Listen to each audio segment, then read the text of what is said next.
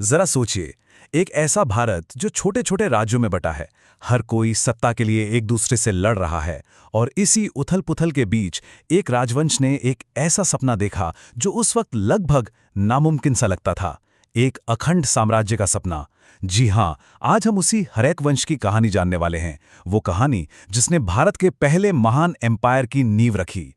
तो सवाल ये उठता है कि ये सब हुआ कैसे?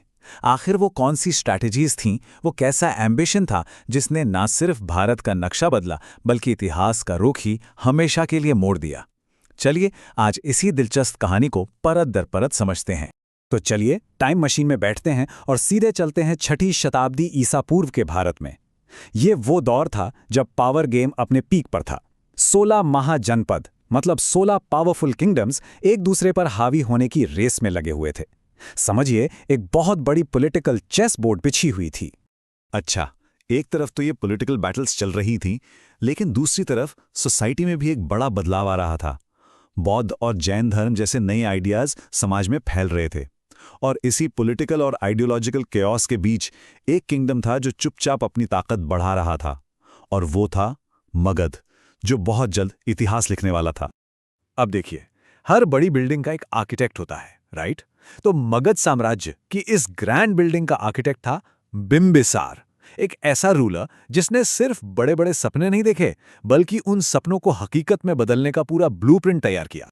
हिस्ट्री में हर्यक वंश का जो ट्रू फाउंडर है वो बिंबिसार को ही माना जाता है।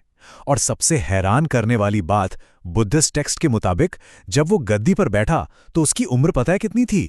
सिर्फ 15 साल। जस्ट इमेजिन, जिस उम्र में लोग अपना फ्यूचर प्लान करना शुरू करते हैं, उस उम्र में बिंबिसार एक पूरे एम्पायर का फ्यूचर लिख रहा था।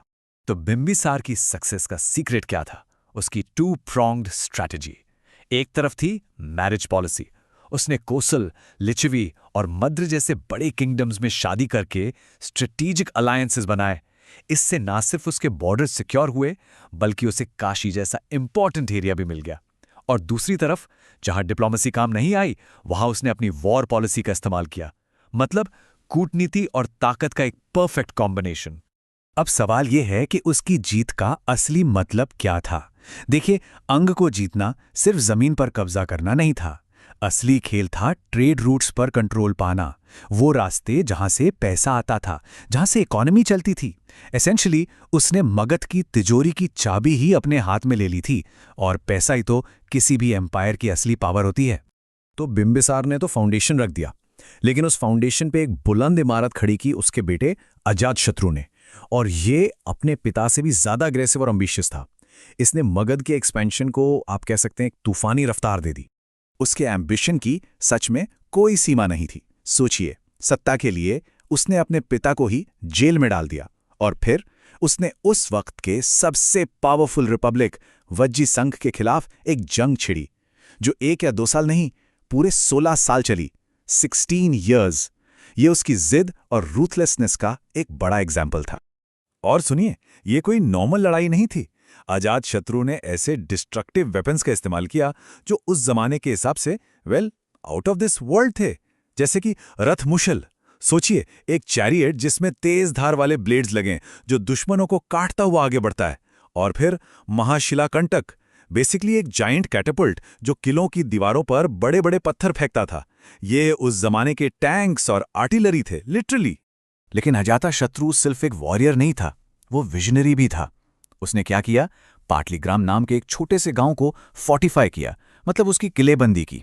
उस वक्त शायद ही किसी ने सोचा होगा कि यही छोटा सा गांव आगे चलकर सदियों तक भारत की सबसे शानदार कैपिटल बनेगा, पाटलिपुत्र। इससे पता चलता है कि वो सिर्फ आज की लड़ाई नहीं लड़ रहा था, वो आने वाले कल की तैयारी कर रहा था।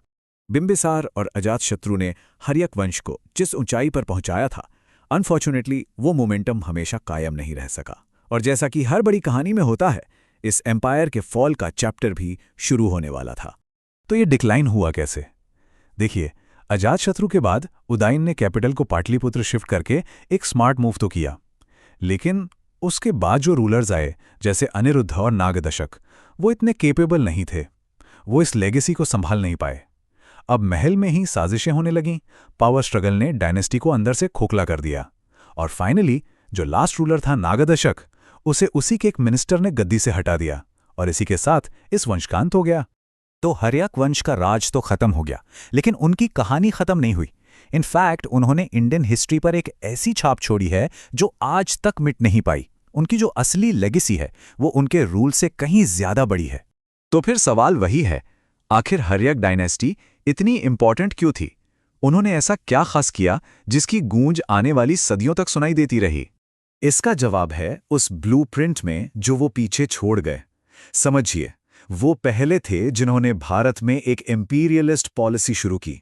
उन्होंने डिप्लोमेसी और जंग दोनों का इस्तेमाल करके टेरिटरी को यूनाइट किया।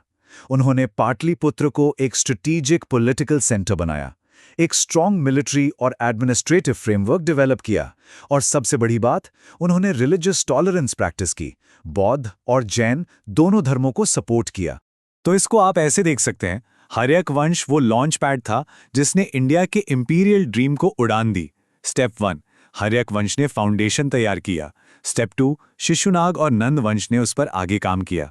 और स्टेप 3, मौर्य साम्राज्य ने उस पर इंपीरियल ग्रेटनेस अचीव की।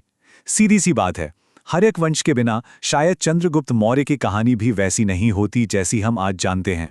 और आखिर में ये पूरी कहानी हमें एक बहुत बड़े सवाल के साथ छोड़ जाती है, क्या बड़े बड़े एम्पायर्स हमेशा जंग और डिप्लोमेसी की नींव पर ही बनते हैं? हर्यक वंश की कहानी को देखें तो जवाब हाँ लगता है, पर क्या ये आज भी सच है?